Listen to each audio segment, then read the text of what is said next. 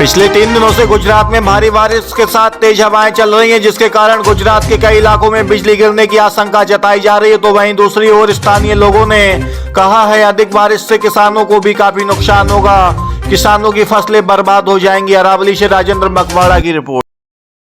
આ ઋતુ જે ઉનાળાના માહોલમાં જે ચોમાસા જેવો માહોલ સર્જાયો છે એ માહોલ દુઃખદાયક લેવો છે, કારણ કે જે ચોમાસાની અંદર જે વરસાદની માગણી કરીએ છીએ એ ઉનાળાની અંદર આવી છે. લોકોના ઘણા નુકસાન થયા છે ખેતીવાડીમાં. બરાબર, જે લગ્ન સિઝનની અંદર મંડપોમાં આ છે તે બધું લોકોને બહુ નુકસાન થયું છે.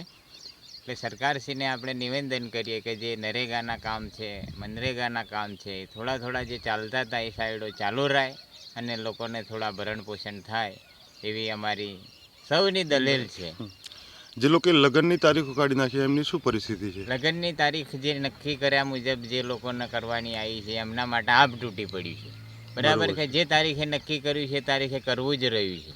બરાબર છે. એટલા માટે જે માહોલની અંદર જે કરવું એ બી એક અઘરી વસ્તુ થઈ પડી છે.